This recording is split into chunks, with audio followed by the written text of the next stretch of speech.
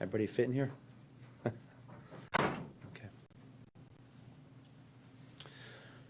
Good morning. I'm Sheriff Carmine Marceno, and I would like to thank you all for being here today.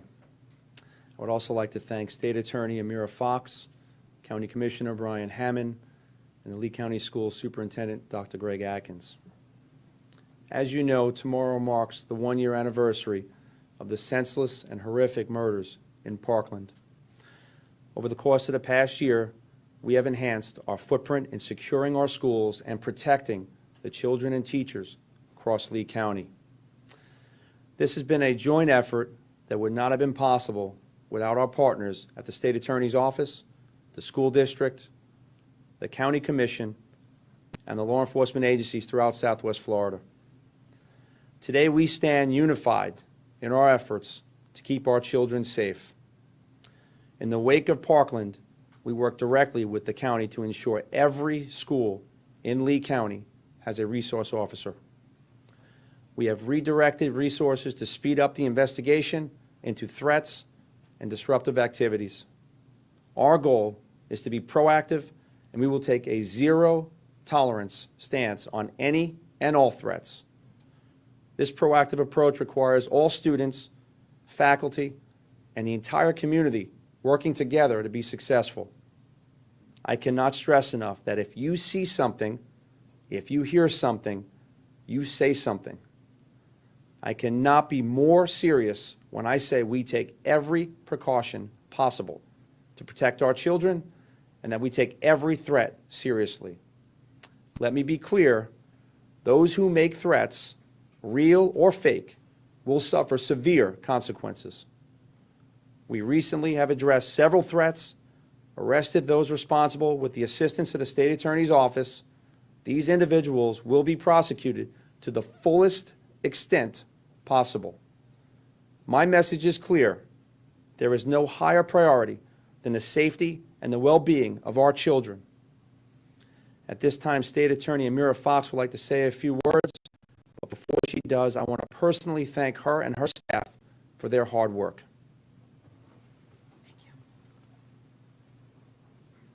Thank you, Sheriff Marceno. On behalf of the State Attorney's Office, I'm State Attorney Amira Fox. I can assure the community that we are working hand in hand with law enforcement on this issue, not only the Sheriff's Office, but throughout our 5-county circuit with all our law enforcement agencies on making sure that we address these, as Sheriff Marceno said, to the fullest extent possible under the law.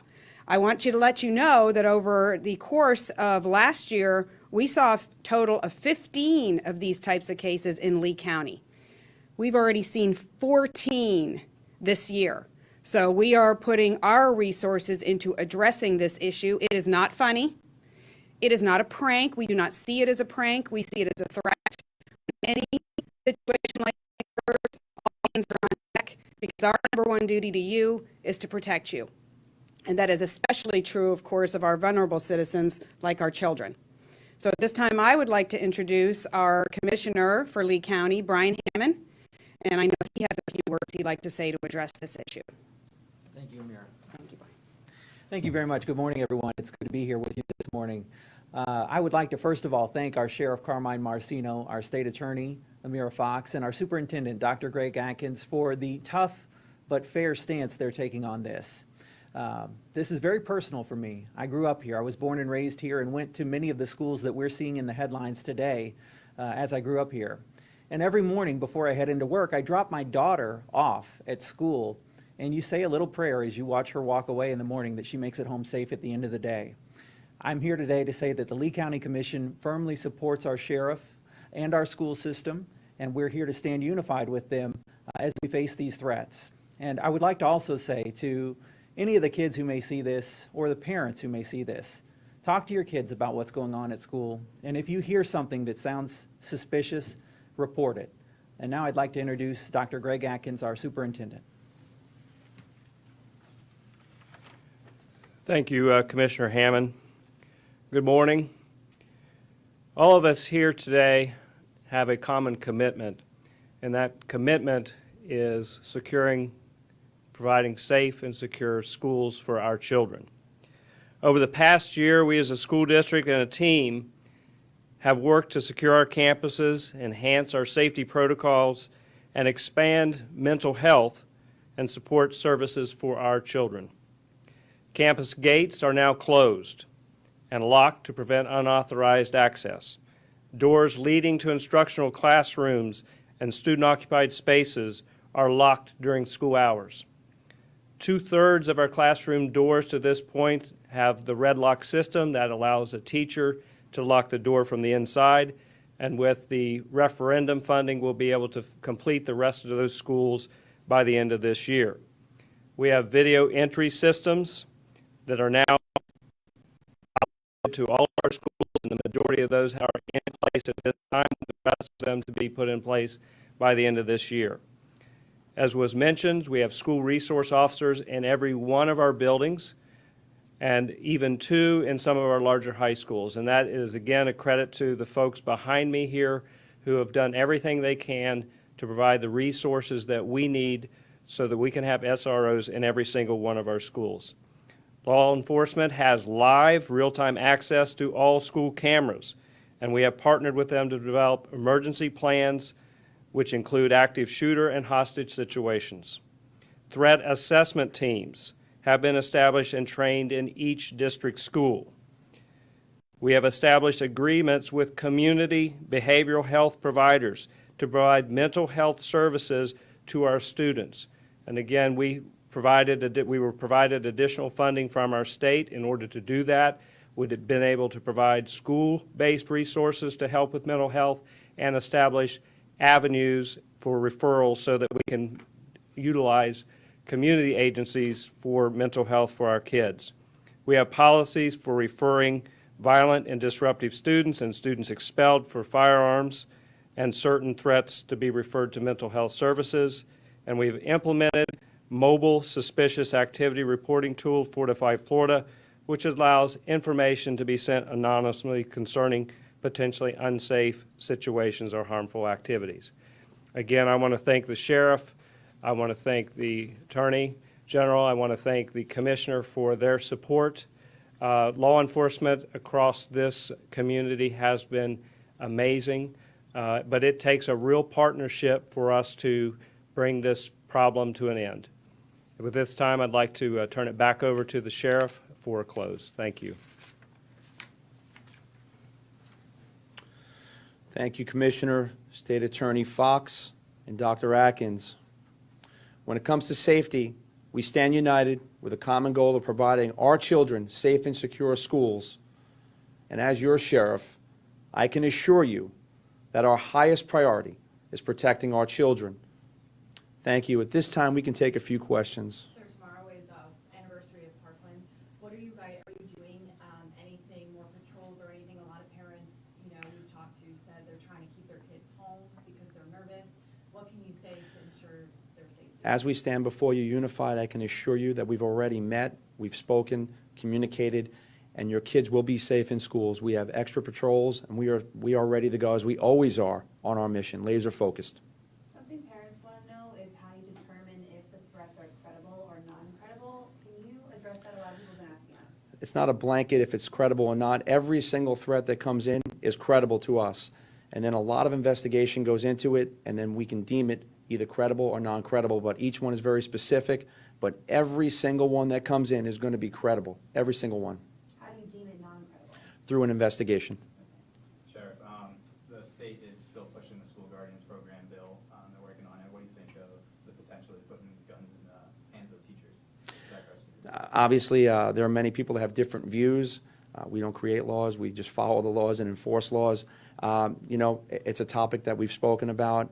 I know that from our team and what we do, we are very highly trained. We train real time. We train real scenarios. So from our perspective, our sheriff's office is ready to go ASAP, laser focused with real-time training and ready for anything.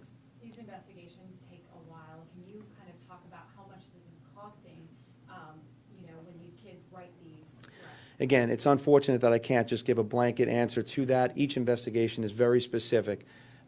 It could be one day, it could be a 5-day investigation. Sometimes it takes a couple days. Very specific, so it's unknown, but it does take resources. not only from the school administration, but from the sheriff's office, and then we communicate directly with the state attorney's office because, again, we're one team here. I can tell you we investigated 206 threats since the last year of Parkland. That's 206 too many. Our message cannot be any more serious.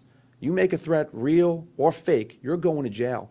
So we want these people to understand how serious we are. We want our children to understand they're going to go to school, they're going to be safe, and we're asking for the parents and the public to help us with this message. Why do we think there's an increase in threats this year? Unknown about the increase, but obviously, you know, sometimes children will be children and they think it's funny or, you know, it's a joke to play a threat. We cannot be any more serious. There is no fake threat. There's a real consequence here. Something that Commissioner Hammond brought up, talking to your kids, parents getting involved, do you think that can help? Or do you think the issue's far beyond that? Like, it's just a chain reaction, kids being kids? It's never too far beyond. It's so important, and it's critical to our success. There's no I in team. We have a great team up here, but our parents need to engage their children, sit them down, educate them, and tell them, look, you may think you're joking, and you are a child. You are going to face a felony. This is no joke. So educate the children, and we need their help, and that's why we're here to ask for their help as well. This is a question, I guess, for the commissioner. I know that, they need more money. The school district needs more money, I mean, to help with these safety, putting these safety, protocols in place. I know some of the sales tax did that. Are you guys planning on, you know, trying to figure something out to give more money to help? Sure, I think there's a real opportunity. First of all, we have to think about the legislation that was passed in the wake of the Parkland incident last year.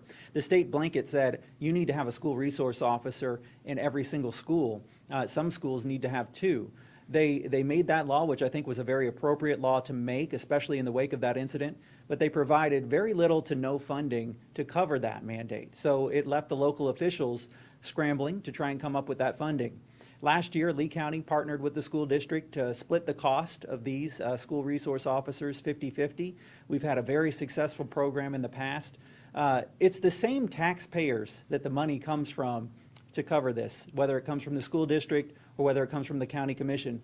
The important thing is for all the elected officials to work together to make sure that we leave no school uncovered. We have to make sure that we take care of every school. And I'd leave it to Dr. Atkins to talk about if the school sales tax could provide any safety improvements to the building from a building construction standpoint. And the answer to that question is an easy yes. You know, part of the things that I mentioned before, the red lock protocol, the video surveillance, the hardening of structures, providing single port entry, video entry, all of that now can be supplemented and those efforts accelerated because of referendum dollars. So that's been a huge help. Superintendent, what do you think about the school guardians program and what the state's working on? Well, my experience has always been with a sworn law enforcement officer. I have always felt that when you're talking about the safety and security of children, I would much rather go with a known entity. The Sheriff's Department has been there year in and year out, has provided exceptional service. When we've ever had an additional need, they have always stepped up to the plate. And then so I want to commend the county for their efforts there. And the county commission, and also, again, our sheriff. In addition, this past year, Fort Myers and Chief Diggs and Mayor Henderson really stepped up to the plate, and the Fort Myers City Council, and then the same thing with the city of Cape Coral. They have all been phenomenal partners, and so when you talk about what proposed legislation is coming forward regarding guardians or arming teachers, again, I'm talking about the safety of children, and my opinion on this issue has always been clear. I would rather go with a sworn law enforcement officer. We have a great track record, and I don't see any reason to waver from that pathway. Just while we have you all here, let's just be honest for a minute, because we know that the kids aren't going home tonight sitting down and watching television. Have you thought about taking this stern message, maybe with a uniformed officer, before each school, almost in an auditorium setting, and issuing this warning that kids will be arrested? Well, I know that we have already, we took the public service announcement that we did earlier that featured law enforcement, and that is something that has gone out to our school principals We also have the fake threats, real consequences that has been posted in all of our buildings, and all of our buildings have taken measures to try to communicate that out to our students. Now, having said that, I think it is always good to continue to do that, so the more that we can partner with law enforcement and our partners up here, I think the better. Do you think, are you gonna do anything else with that initiative? I mean, keep pushing it forward, maybe try a different tactic, because, I mean, still, these threats are still coming in. Right, we still have those threats coming in, and I think that one of the things that we see here is we knew going into this that when we brought attention to the issue, that we would likely see a spike. The other thing that compounds this is that we are coming up on this anniversary, which is bringing attention to this issue nationwide. So I'm hopeful that as we get through this, that will start to come down. But I do believe that we just have to, as a team, we have to keep up the pressure here, like having this additional news conference to keep getting the message out until we can see those numbers start to come down where they really should be. Tell me, what do you think about the gun seizure law? And I'm not as familiar with that law, so you have to help me with that one. Thank you. All righty.